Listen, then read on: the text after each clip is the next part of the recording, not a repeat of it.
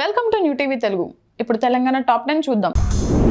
సంగారెడ్డి పట్టణంలోని శ్రీ వైకుంఠపురంలో ధనుర్మాస వేడుకలు ఘనంగా జరుగుతున్నాయి. అమ్మవారికి పంచామృతాలతో ప్రత్యేక అభిషేకాలు నిర్వహించారు. దేవాలయ ప్రధాన అర్చకులు వరదాచార్యుల ఆధ్వర్యంలో పూజా కార్యక్రమాలు జరిగాయి. అనంతరం ఆలయ పూర్వీధుల్లో గోదాదేవి పల్లకి సేవను వైభవంగా నిర్వహించారు. మెదక్ జిల్లా పాపన్నపేట మండలంలోని నాగసానిపల్లి గ్రామంలోని శ్రీ ఏడుపాయల దుర్గాభవాని అమ్మవారిని ప్రత్యేకంగా అలంకరించారు. ఆలయంలో అమ్మవారికి ప్రత్యేక పూజలు, అభిషేకాలు, హారతులు నిర్వహించారు. ఈ అలంకరణ భక్తులను విశేషంగా ఆకట్టుకుంది.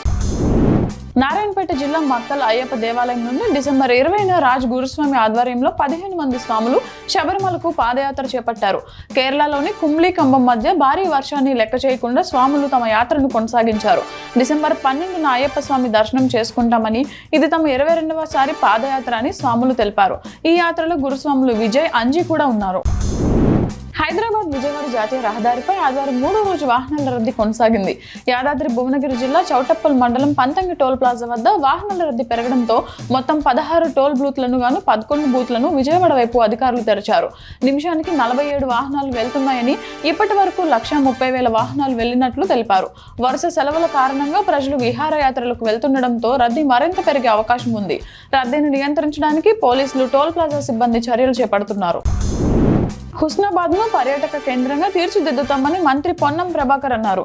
జిల్లెలగడ్డ అటవీ ప్రాంతంలో అర్బన్ ఫారెస్ట్ పార్కు పనులకు శంకుస్థాపన చేసిన ఆయన 4 జిల్లాల మధ్యలో ఉన్న హుస్నాబాద్ ను అభివృద్ధి చేస్తే హైదరాబాద్ నుంచి పర్యాటకులు వస్తారని తెలిపారు. ఉమ్మాపూర్లో మహాసముద్రం, సర్వాయి పాపన్న కోటలు, కాలభైరవ క్షేత్రం, రాయ్కల్ వాటర్ ఫాల్స్ ఉన్నాయని, గుట్టల సమీపం నుంచే జాతీయ రహదారి ఉండడం వల్ల పర్యాటకులు ఎక్కువగా వచ్చే అవకాశం ఉందని ఆయన పేర్కొన్నారు. ములుగు జిల్లాలోని ఒక ప్రధాన రహదారిపై ఉన్న ప్రమాదకరమైన మూల మలుపు ప్రజల ప్రాణాలకు ముప్పుగా మారింది. రోడ్డుకు సరైన వెడల్పు లేకపోవడం, మలుపు వద్ద స్పష్టమైన సూచిక బోర్డులు లేకపోవడం వల్ల నిత్యం ప్రమాదాలు జరుగుతున్నాయి.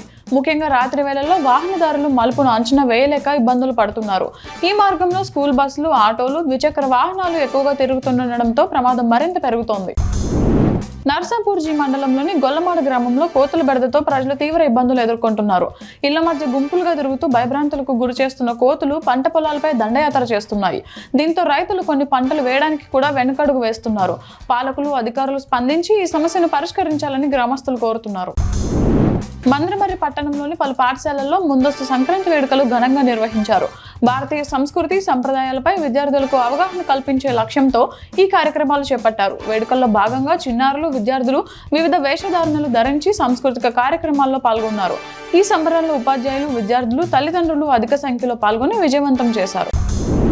హర్యానాలో జరిగిన జాతీయ స్థాయి పవర్ లిఫ్టింగ్ బెంచ్ ప్రెస్ పోటీలో మునుగోరుకు చెందిన రవీంద్రారెడ్డి అత్యుత్తమ ప్రతిభ కనబరిచారు. 120 కిలోల బరువును ఎత్తి 5వ స్థానాన్ని సాధించిన ఆయనను ప్రజలు అభినందించారు.